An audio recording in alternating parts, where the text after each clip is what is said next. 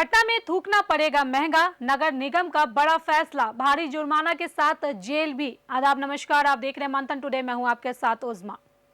पटना की सड़कों और चौराहों पर अब गंदगी फैलाना आसान नहीं रहने वाला है।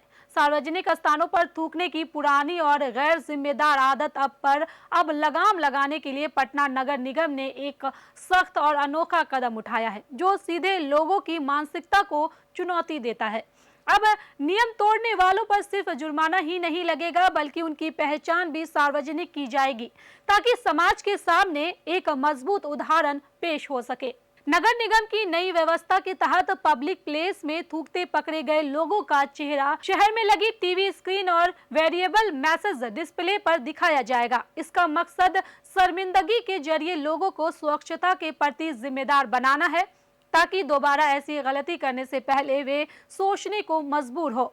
यह पहल पटना को स्वच्छ, सुंदर और नागरिकों के लिए बेहतर शहर बनाने की दिशा में बड़ा बदलाव माना जा रहा है। पटना नगर निगम का साफ कहना है कि राजधानी को स्वच्छ और नागरिक अनुकूल शहर बनाना उसकी प्राथमिकता है। इसी सोच के तहत सार्वजनिक जगहों पर थूकने, गुटखा या तंबाकू खाकर गंदगी फैलाने वालों के खिलाफ अब किसी तरह की नरमी नहीं बरती जाएगी।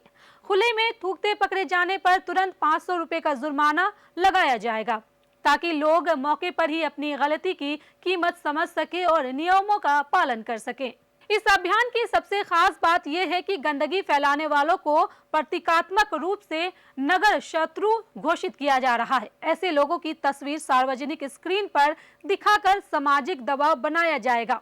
यह कदम केवल सजा देने तक सीमित नहीं है, बल्कि लोगों की आदतों में अस्थायी बदलाव लाने की कोशिश है, ताकि स्वच्छता एक मजबूरी नहीं बल्कि संस्कार बने। इस मुहिम को सफल बनाने के लिए तकनीक का भी भरपूर इस्तेमाल किया जा रहा है। पटना स्मार्ट सिटी परियोजना के तहत शहर के लगभग 415 प्रमुख स्थानों पर करीब 330 सीसीटीवी कैमरे लगाए गए हैं। गांधी मैदान स्थित integrate command and control centre इस कैमरों की लगातार निगरानी की जा रही है। सड़क, फ्लाईओवर, अंडरपास या चौराहा अब कोई भी गंदगी फैलाकर बच नहीं सकता। नगर निगम अधिकारियों के अनुसार थूकने और कचरा फैलाने की आदत ने शहर के कई इलाकों को रेड स्पॉट में बदल दिया है। इससे न सिर्फ शहर की सुंदरता प्रभावित होती है, बल्कि राष्ट्रीय स्वच्छता रैंकिंग पर भी नकारात्मक असर पड़ता है।